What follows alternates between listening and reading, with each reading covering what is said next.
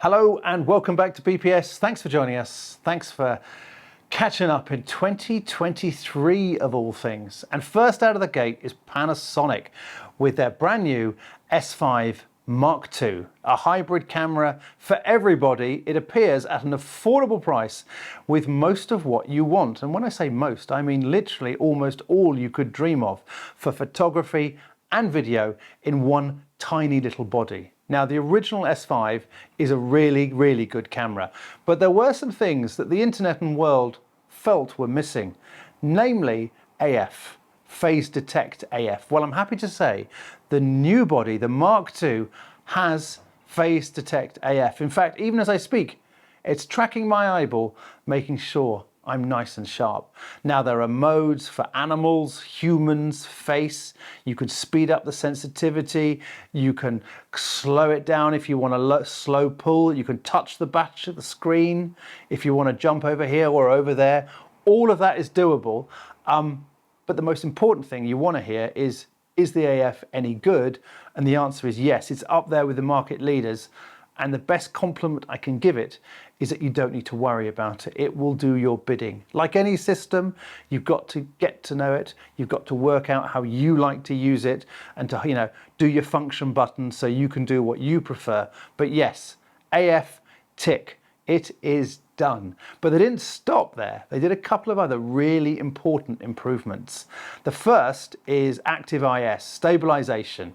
Now, Panasonic stabilization has always been really good, top of the class, in fact, but they've improved it even further to the point that I would go out on a limb and say you can do a lot of what you use a gimbal for now without a gimbal.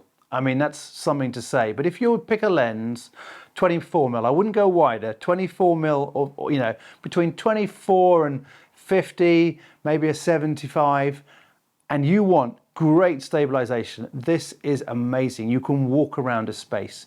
You can do a reveal. It speeds the whole process up. You don't have to balance the camera. You don't have to bring another bit of kit. Speaking of stabilization on longer focal lengths, tried it on the 70-200 f4 and you have a boost IS and it just locks it down like a tripod. So great AF, yes, but I think the stabilization for actual use is just as important. And then they've got something called LUT, live control, something like that, live LUTs or whatever you want to call it. And what that most importantly is the ability to bring LUTs into the camera. But you say we've had that before. Not like this, you haven't. You can burn the LUTs in.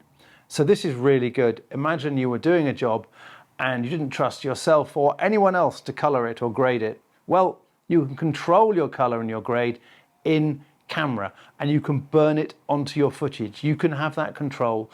It speeds things up. It gives you control. Another brilliant addition. Otherwise, body-wise, there are some changes. We have a full-size HDMI. We have two fast SD cards down the side. We've got a new cooling system with a fan very cleverly under the EVF, the improved EVF that gives you better cooling. This camera does not overheat as far as I can tell. It seems to be very well balanced. But this camera is half the story because this is 1999, just under 2K, which is very competitive. But there is another camera, the X Factor. The X marks the spot. There are other words I could say.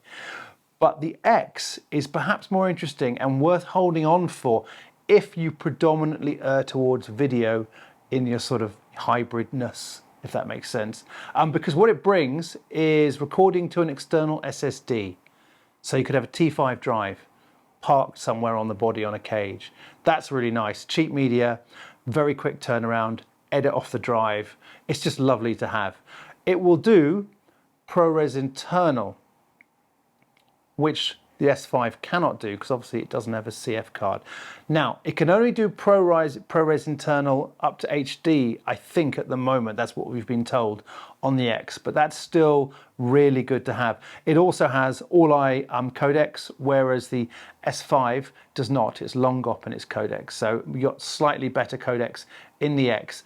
And there's also, I think the RAW licenses are included for external RAW to Atomos and etc. And also it's got connectivity in terms of streaming as well built in. So If video is absolutely your bag, maybe hang on for the X. And most importantly, you also get a blacked out logo as though you've bought a Leica, which is actually probably the most important thing, and I should have started with that at the beginning. So there you have it. Really exciting news from Panasonic. Really good to show the strength and depth in the L-mount alliance. There are so many lenses that, again, they're snapping at the heels of the market leader.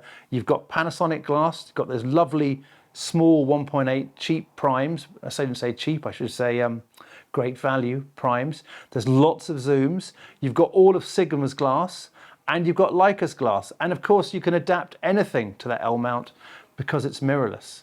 It's going to be a very exciting 2023, and I hope you'll join us as we go through it.